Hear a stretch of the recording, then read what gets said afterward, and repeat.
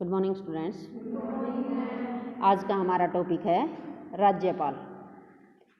राज्यपाल के पद की व्यवस्था है। इसका भी यही वैसे ही आएगा, राज्यपाल के संगठन, शक्तियाँ और कार्य, जैसे राष्ट्रपति का था ना, कराया था, उसी तरह इसका भी हम वही देखेंगे। पहले संगठन। राज्यपाल के पद की व्यवस्था जो है, हमारे देश में संघीय शासन प्रणाली होने के कारण राज्यों को शासन चलाने के लिए प्रत्येक राज्य सरकारों का प्रबंध किया गया। संघीय शासन मतलब अपना देश संघात्मक है, और संघात्मक देश वो होता है जहां दोनों प्रकार की सरकारें हों, केंद्र सरकार भी और राज्य सरकार भी। तो अपने देश में भी राज्य सरकारें हैं, तो राज्य सरकारों को चलाने का दायित्व जो हो राज्यपाल का होता है, और सेंट्रल गवर्नमेंट को चलाने का दायित्व जो होता हो केंद्र का राष्ट्रपति के पास होता है। तो उसी प्रकार जैसे राष्ट्रपति सेंटर में काम करता है, उसी तर्ज पर राज्यपाल भी राज्य में काम करता है।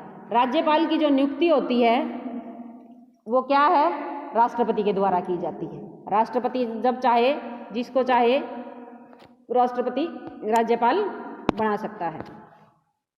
तो अनुच्छेद कितना है इसका, एक नंबर में पूछ लेते हैं 153 में। भारत के संविधान के अनुच्छेद 153 में इस बात की व्यवस्था है कि राज्य के लिए एक राज्यपाल होगा। एक ही व्यक्ति 2 या 2 से अधिक राज्यों का भी राज्यपाल हो सकता है। एक टाइम में 2 राज्य संभाल सकता है। जैसे पंजाब हरियाणा का एक ही बना दिया, हिमाचल का, उत्तर प्रदेश का एक ही बना दिया, तो एक व्यक्ति 2 राज्यों की जिम्मेदारी ले सकता है। ये एक संवैधानिक मुखिया ही है। जैसे राष्ट्रपति संवैधानिक मुखिया है ना, एक रबड़ की मोहर है खाली, चलती तो वास्तविक कार्यपालिका कौन है, प्रधानमंत्री और उसकी कैबिनेट, मंत्रिमंडल। इसी प्रकार स्टेट लेवल पर भी राज्यपाल एक नाम मात्र का मुखिया है, संवैधानिक मुखिया है, चलती किसके वास्तविक रूप में, मुख्यमंत्री और उसकी मंत्रिमंडल की। तो राज्यपाल की नियुक्ति स्थिति का विवरण इस प्रकार है कि इसकी नियुक्ति, वही बताया था मैंने कि इसकी नियुक्ति जो है राष्ट्रपति के द्वारा की जाती है।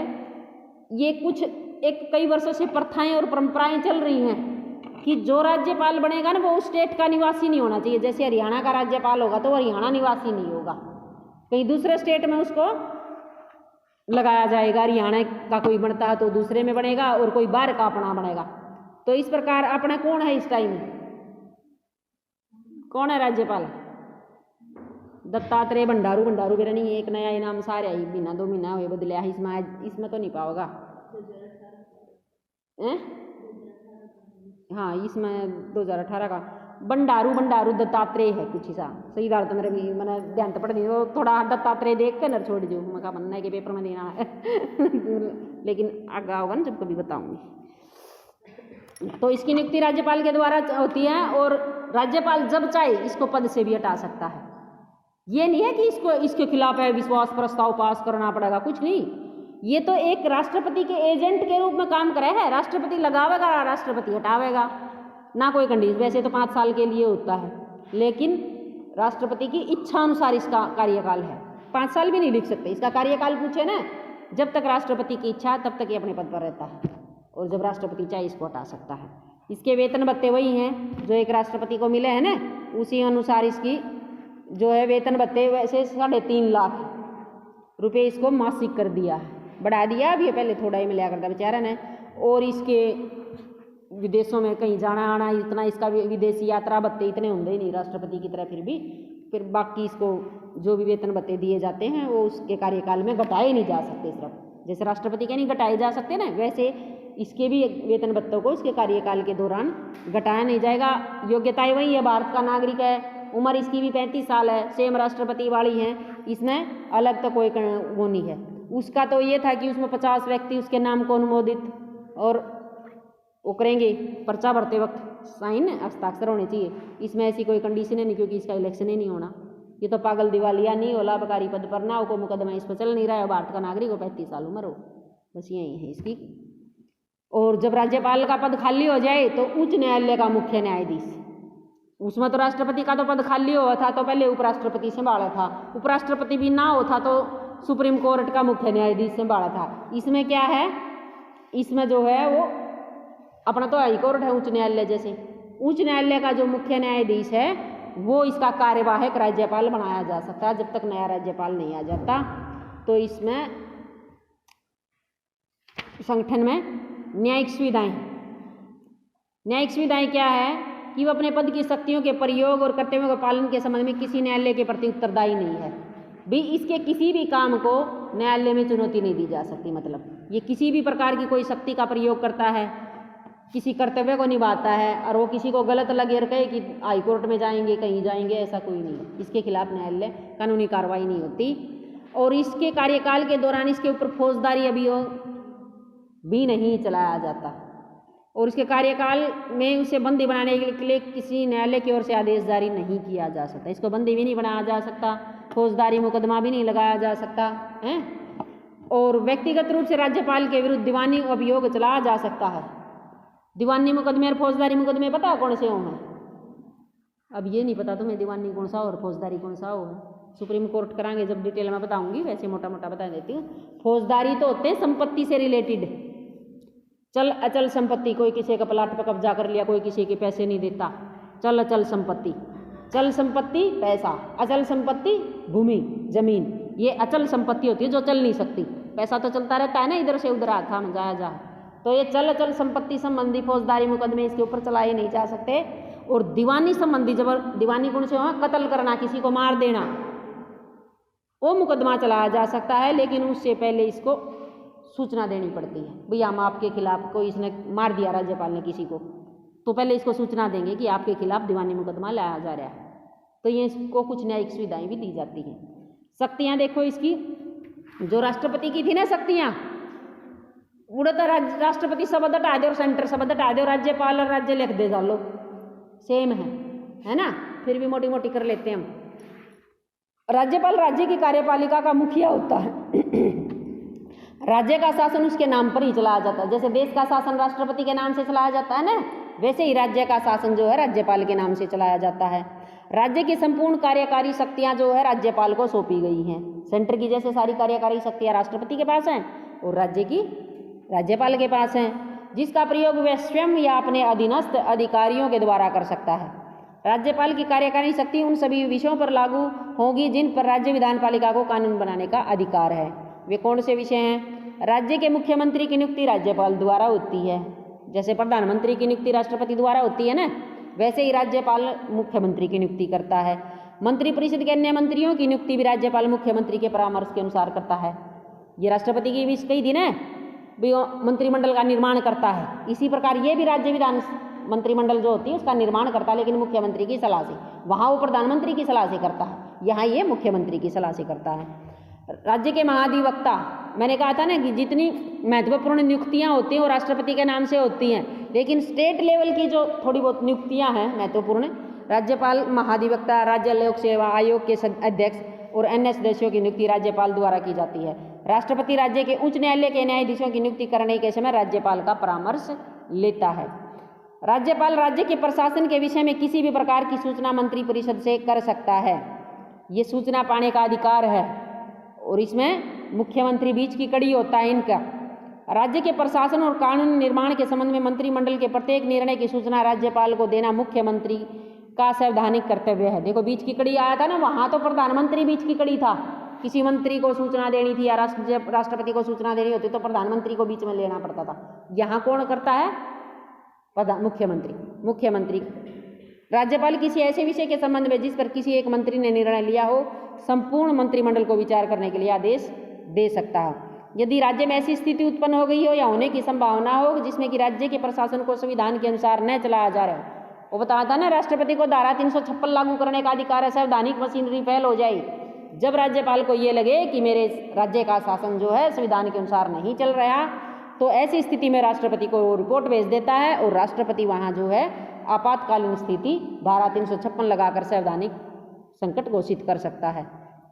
संवैधानिक जब तक फिर इसको पास तो करवाना होता है, और उस टाइम क्या होता है जब देश में धारा 356 लागू हो जाती है, राज्यपाल वास्तविक शासन बन जाता है और राज्य की सरकार गिर जाती है। जैसे मान लो अपने लगा दे राष्ट्रपति शासन तो खट्टर सरकार गिर जाएगी और जो बंडारू दत्तात्रेय है ना वो अपना वास्तविक शासक बन जाएगा। तो राज्यपाल के पास उस टाइम शक्ति आ जाती है जब धारा 356 लागू होती है, वैसे नहीं आती। वैधानिक शक्तियाँ, वैधानिक शक्तियों में क्या होता है, जैसे वो सारे विधानसभा संसद का अधिवेशन बुलाना, 1 घंटा पहले भाषण देना, कार्यसूची देना, इसी प्रकार ये राज्यपाल की भी जब और जहाँ उचित समझे राज्य विधानमंडल का अधिवेशन बुला सकता है। वैसे तो साल में 2 अधिवेशन होते हैं, वो तो कंपलसरी हैं ही हैं, बीच में भी बुला सकता है। ये राज्यपाल राज्य की विधान दोनों पालिकाओं को दोनों सदनों को एक साथ बैठाता है, सदन को स्थगित कर सकता है, विधानसभा को भंग भी कर सकता है। जब आपस में विपक्षी ज़्यादा नहीं हंगामा कर दिया करें, विधानसभा में शोर शराबा कर देते हैं, तो कार्रवाई को कुछ समय के लिए स्थगित किया जाता है ना, वो राज्यपाल स्थगित करवा सकता है। राज्यपाल राज्य विधानमंडल के किसी भी सदन में अथवा दोनों के संयुक्त अधिवेशन में भाषण दे सकता है। अपना तो एक के है विधानसभा सभा, कदे नहीं सोचो ये दो कितना आएगी। कई स्टेट हैं वहाँ विधान परिषद भी है, विधानसभा और विधान परिषद, विधानसभा मंडल के 2 सदन हैं। अपना तो एक के सदन है, 90 एमएलए हैं खाली। जिस प्रकार लोकसभा राज्यसभा है उसी प्रकार 6 स्टेटों में विधानसभा और विधान परिषद है। तो दोनों सदन हो गए ना, तो दोनों सदनों का संयुक्त अधिवेशन जैसे राष्ट्रपति बुला सकता है, ऐसे ये स्टेट लेवल पर ये भी बुला सकता है, लेकिन उसकी अध्यक्षता विधानसभा के अध्यक्ष के द्वारा ही की जाती है। राज्यपाल राज्य के सामान्य चुनाव के पश्चात, जैसे राष्ट्रपति चुनाव होते ही पहले अधिवेशन में अपना भाषण देता है ना, वैसे ये भी विधानसभा का इलेक्शन होते ही प्रथम जो अधिवेशन होता है, प्रत्येक वर्ष के प्रथम अधिवेशन में राज्यपाल जो है भाषण देता है और अधिवेशन में बुलाए जाने का उद्देश्य बताता, भाई क्यों अधिवेशन बुलाया जा रहा है, सरकार की क्या नीतियाँ हैं, क्या कार्यक्रम है, ये सारी करता है। राज्यपाल विधानमंडल के विचाराधीन अथवा किसी अन्य विषय के प्रति विधानमंडल को संदेश भेज सकता है। राज्य विधानमंडल के ऐसे संदेश पर विचार करना आवश्यक है। कोई भी विचार विमर्श करवाना किसी कानून पर, किसी विषय पर, वो विधानमंडल के पास भेज देगा और वो विषय जो है उस पर विधानमंडल को विचार विमर्श करना होगा।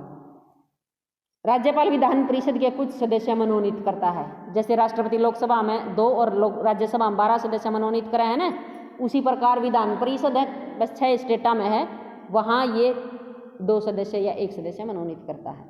यदि राज्यपाल के विचार में एंग्लो इंडियन जाति का सामान्य चुनाव में उचित प्रतिनिधित्व प्राप्त न हुआ हो, तो वह इस जाति को प्रतिनिधित्व देने के लिए उस जाति का 1 सदस्य राज्य विधानसभा में मनोनीत कर सकता है। राज्यपाल द्वारा पारित होने के पश्चात विधेयक को राज्य विधानमंडल के द्वारा पारित होने के बाद विधेयक राज्य का कानून नहीं बनता। मतलब जब तक राज्यपाल की स्वीकृति, जैसे राष्ट्रपति लोकसभा में पास हो गया, राज्यसभा में पास हो गया कोई कानून, कब बनता है कानून?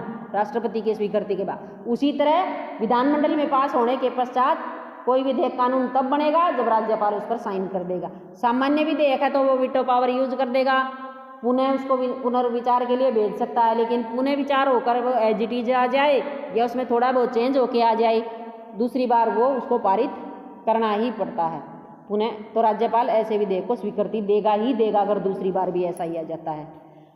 राज्यपाल विधानमंडल द्वारा पारित किसी विधेयक को राष्ट्रपति के लिए भी सुरक्षित रख सकता है। भाई ये लगे कि ये तो मैटर राष्ट्रीय महत्व का है, मैं नहीं इस पर साइन करवाता, मैं तो सीधे राष्ट्रपति के ही साइन करवाऊंगा, तो राष्ट्रपति के पास भेज देता है। कोई भी धन विधेयक है या नहीं, इस बात की पुष्टि भी जो है वो राज्यपाल ही करता है, उसको वो वीटो पावर भी नहीं यूज करेगा क्योंकि पहले ही स्वीकृति दे देता है।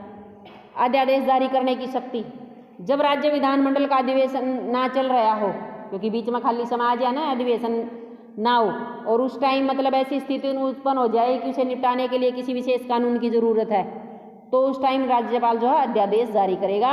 लेकिन अध्यादेश जो है वो 6 सप्ताह तक ही चलेगा, क्योंकि अधिवेशन होने के बाद उसको पास करवाना होगा, है ना। लेकिन जब तक अध्यादेश रहेगा तब तो कोई एज ए कानून के रूप में काम करेगा, विधानमंडल द्वारा बनाए गए कानून के रूप में काम करेगा। और जब अधिवेशन होगा, जब उसको पास करवा लेंगे, पास हो जाएगा तो आगे चलता रहेगा, वरना वो 6 महीने से ज़्यादा नहीं चलेगा, 6 महीने में ख़त्म हो जाएगा। बस यही व्यवस्था थी इसमें। बाकी वित्तीय शक्तियाँ, वित्तीय शक्तियाँ क्या है कि वित्त प्रारंभ होने से, वित्त वर्ष कब शुरू होता है हमारा? 1 अप्रैल से 31 मार्च तक वित्त वर्ष शुरू होता है ना। तो राज्यपाल क्या करता है, आगामी वर्ष के अनुमानित आय और व्यय का विवरण जो है राज्य विधानसभा में प्रस्तुत करता है। अगस्त सितंबर में ही सबके पास सूचनाएं भेज दी जाती हैं, फार्म भेज दिए जाते हैं, अपनी आय व्यय का विवरण भेजो सभी विभागों के पास। वो विभागों के पास से आ जाते हैं जांच पड़ताल होके, भाई हमारी इतनी आय है, हमारा इतना खर्चा है, वो सारी विधानसभा में पेश करता है। यह वार्षिक वित्तीय विवरण प्राय राज्य के विधेयक मंत्री द्वारा ही, वित्त मंत्री द्वारा ही प्रस्तुत किया जाता है। विधेयक मंत्री नहीं होता, यह वित्त मंत्री होता है, वित्त मंत्री के द्वारा प्रस्तुत किया जाता है। कोई भी धन बिल राज्य की पूर्व अनुमति के बिना, राज्यपाल की, जैसे राष्ट्रपति की पूर्व अनुमति के बिना संसद में पेश नहीं होता, उसी तरह राज्यपाल की पूर्व अनुमति के बिना विधानसभा में प्रस्तुत नहीं होता है। राज्य की आकस्मिक निधि पर ये भी राज्यपाल का नियंत्रण होता। आकस्मिक निधि क्या होती है? जब देश में कोई मतलब संकट आ जाए एकदम स्टेट पर, भाई बाढ़ आ जाए, भूकंप आ जाए, सूखा पड़ जाए, तो एकदम पैसा राज्य विधानसभा में मंजूर होने में तो टाइम लगेगा ना। जैसे राष्ट्रपति का भी आकस्मिक कोष था, उसमें बिना किसी अनुमति के वो राशि व्यय कर सकता है, उस पर विधानसभा की अनुमति की जरूरत नहीं होती। ऐसे भी बाद में पश्चात उसके मतलब स्वीकृत करवानी पड़ा है।